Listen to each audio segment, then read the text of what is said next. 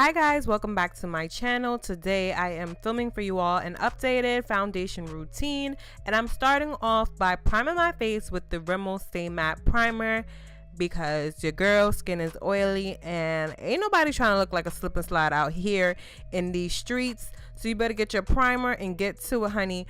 I'm gonna put that all over my face, on my cheeks, my nose, especially my T-zone, so oily, oh my goodness, and on my forehead.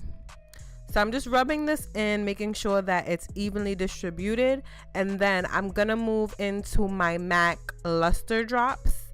These are discontinued, I know, I'm sorry, I know, but I have them in my makeup stash, so I'm gonna use it. Like, I don't want this product to go to waste. You can use any liquid highlighter or illuminator that you have and just put this all over your skin so you can glow. Dewy skin is in, but of course, if you're oily / combination like me, you gotta tweak it a little bit. But I'm applying this all over and just rubbing it into my face. Moving along, I'm gonna color correct because what's the point of foundation if it's not flawless? Like, let's be real. We all want to look flawless. We all want to look, you know, like a bag of chips, a snack, or whatever. It's a meal. So you're going to color correct those dark spots if you have any with a peach, terracotta, apricot, whatever shade color corrector that you will need to suit your needs. I'm using the orange because I'm correcting dark marks and hyperpigmentation. Following that, always set it, because we want to set it and forget it, and we don't want this to move under the foundation. So you guys, I've been doing this recently where I apply my concealer before I actually go in with my foundation. This is the MAC ProLongwear concealer in the shade NC45.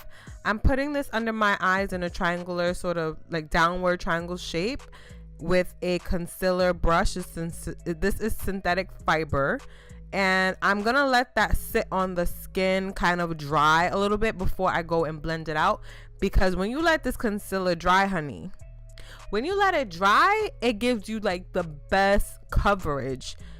It's beautiful. So I let it dry a little bit, and then I go in with a kabuki sort of dense brush, and I blend out the nose, the forehead, and the chin before I go under the eyes, because I'm just giving the under eye a little bit more time to sit, so you know I look flawless and highlighted and awake and everything under the eyes. So I'm blending that out now, and I'm gonna also blend it over my eyelid just to give me a blank space to work with. You can also use this step to prime your eyelid for eyeshadow. It works. So I'm just going to blend out both under eyes and wait for the next clip. So blending, making sure it's even and there's no patchiness, making sure I take it really into that inner corner of the eye and blend out the edges of my cheeks.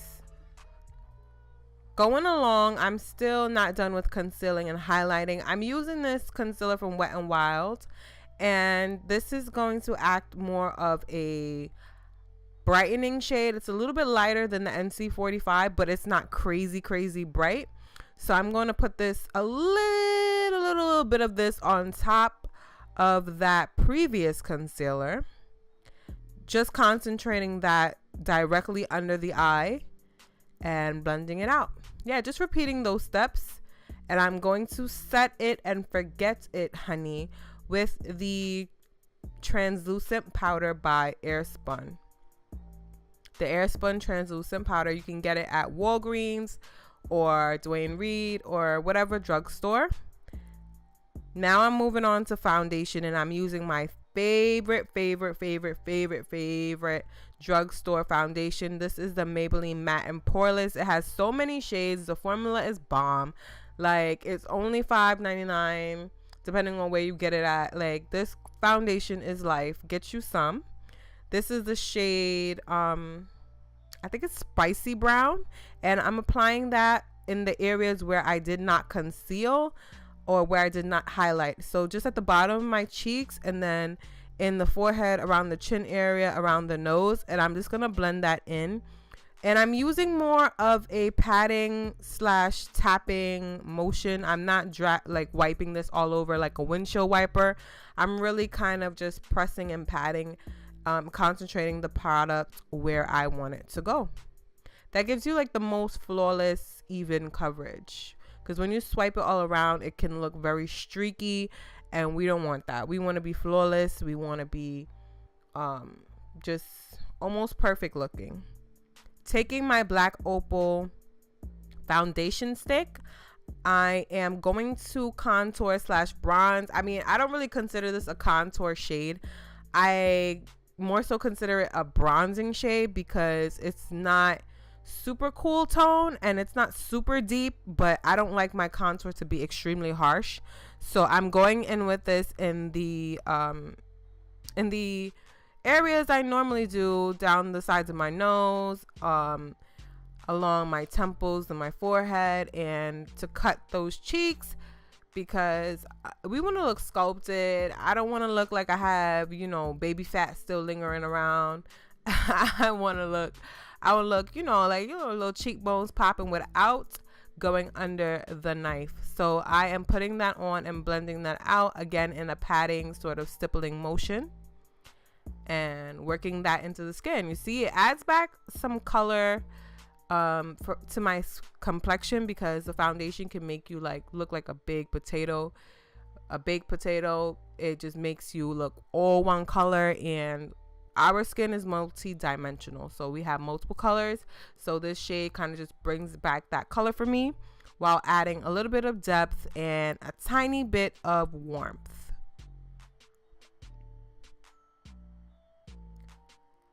Moving on to the face, I am going to further set my face with the MAC Mineralize Skinfinish, and this is in the shade Deep, I believe.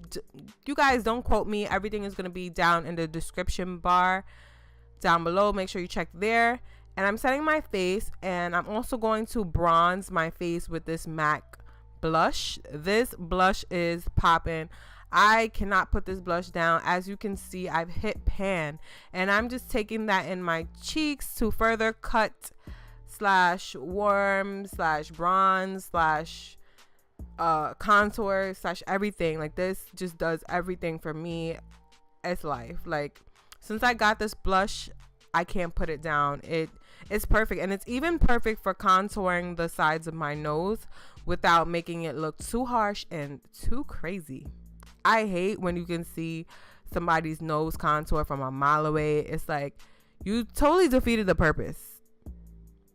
So I'm taking that around the perimeter in my cheeks, around my jawline, around my chin with a fluffier brush. And here we go. Let's do it. Snatch that nose, honey. Yeah, I'm putting this in the I don't even know what to call it, like that nose to eye socket area, and then I'm running it alongside the nose. And I'm not gonna pinch my nose in too much, just kind of bring back more of that shape and definition. Yeah, blend that out. And I'm taking this shade to further contour my face, and this is deeper, so this is where I'll get more of the contour versus a bronze. So this is deeper, and I'm putting that in the hollows of my cheeks to create some more cheekbones for me and fake that structure, baby. Fake it till you make it, honey. There's no need to pay and to get that Botox and to get that. We ain't doing that over here. Not when there's makeup around. I'm gonna also set my face with some setting spray. I used here the Mara Badescu one, and sad to say, I do not use that one anymore. It breaks my skin out. That went in the garbage. So I'll stick with my e.l.f. Mist Set and my Urban Decay All Nighter Setting Spray. Those have never failed me, and they have never broke me out. So yeah, I'm also going to highlight my face. I think here I use the MAC Mineralize Skinfinish, like Oh Darling, one of those limited edition ones, because it's a really nice sheen highlight. It's not glittery or chunky. It just has a pretty sheen to it. So I'm popping that all over my face in the usual areas that I highlight: down the nose, in the forehead, top of the cupid's bow, in the chin, and of course the top of the cheeks. And I'm using a fan brush for this. This is my favorite Morphe fan brush. This fan brush is life. It's so soft. Lastly, for the cheeks, I am just gonna put a bit of setting powder underneath to cut the cheeks and to just make that contour appear a bit sharper. So this is a really nice tip if you have trouble with keeping your contour concentrated in one area. Don't worry about it. You can always go in with some powder and fix that up, tidy up that area later, and then once you're done, sweep it away. So here is the finished look. I hope you guys enjoyed this tutorial. Don't forget to like, comment, and rate and subscribe, and I'll see you guys in my next one. Bye.